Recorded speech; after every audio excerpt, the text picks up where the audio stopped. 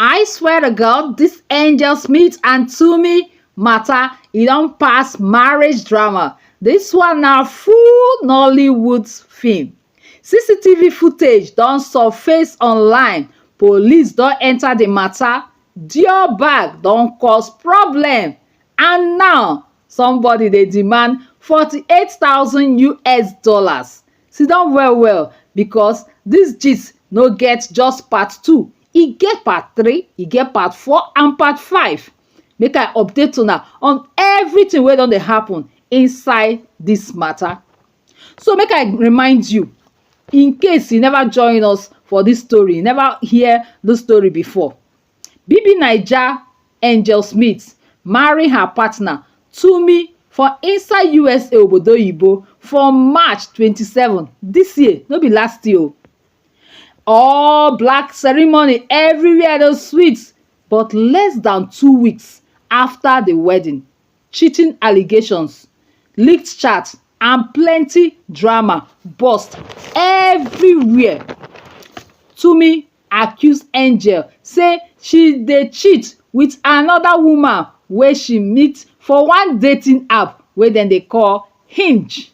Leaked chat show say Angel herself no even know why she marry. You no see person wey say she no even know why she marry. And Tumi claim say she spent over $100,000 on Angel Smith since Angel pack her load come America. That's na the beginning, but this week e don escalate. First thing, leaked video of CCTV e come show online wey show say Angel stand outside their house. She hold wetin look like baseball bat.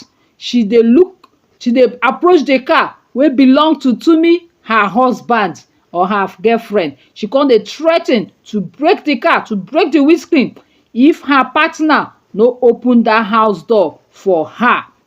For the video, Angel dey shout, "I am going to start breaking this car. I don't care what I have to do to get my things.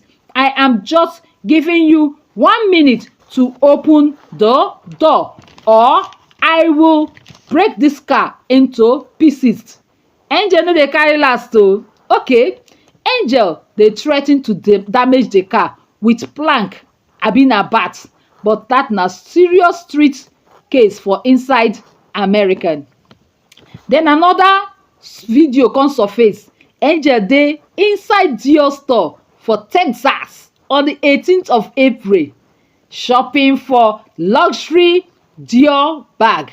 She dey choose between 2 colors, dey enjoy herself like say nothing happen at all. She even post the video for her Snapchat. But as she post am, na im Tumi come see the video and she come vex. She come storm the store.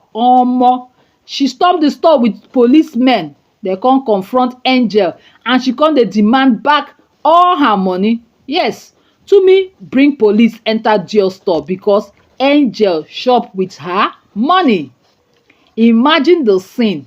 You dey choose Dior bag, nothing, dey enjoy yourself. Na im police just show inside the Dior shop with your partner.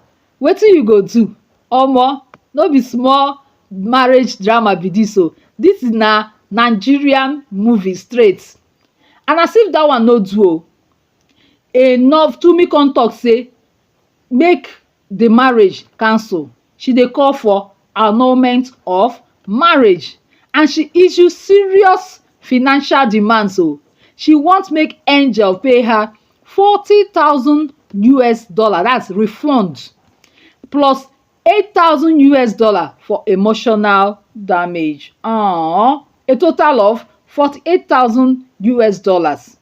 She also wrote a formal agreement to talk say she no go dey tied to any immigration wahala wey concern Angel. Tumi even release full statement dey explain say her own side. She say she bring Angel come America, pay all her visa expenses, cook plenty breakfast, lunch and dinner every day for 3 months to support her completely. And just within less than 3 months, Angel don begin dey go out late and to dey put herself for inside risky situation. Angel, why now? Okay, even Bobrisky don enter the matter. She call Tumi wicked and heartless. She say Tumi dey cheat on Angel. She constantly drag Angel online and then she still come call police for her. Why? And after all that drama, Tumi come dey spotted for one nightclub the same day looking completely unbothered. She dey enjoy herself with another lady. The woman quick move on too fast. This thing dey pain Bobrisky very very well. Okay, what is my own take? Make I give you wetin I think. This matter don pass marriage thing o. This one na immigration, money and desperation story. If the claim be true o, somebody bring you come America, pay your visa, feed you, love you, and you can't use am. That na serious matter now. But at the same time, Tumi dey club that same day with another woman. Who dey innocent here? Abeg, who is innocent? The real lesson be say when love mix with desperation and immigration wahala, the result dey always dey messy. Before you come out come call yourself, come carry yourself enter another country for relationship, make sure say you get papers. Your papers dey sorted out completely. Make nobody hold your future for their hands. You understand? Make you no come be say without this person you cannot survive, you cannot live. You don't understand? Now you dey blame who? Angel or Tumi? E get one comment wey I see online. The person talk say Angel was never gay. Angel never plan to love any woman before. All this story she no know where it starts. Drop your comment abeg for comment section. Put your mouth put for inside this matter. You fit share this video to your WhatsApp. Just make it dey go on. And if you like this type of our news, abeg make you like, make you comment, and make you subscribe to Naijagistcentral. And na me be CC Clara for another good gist. See you this time again soon next day. Bye. Catch ya.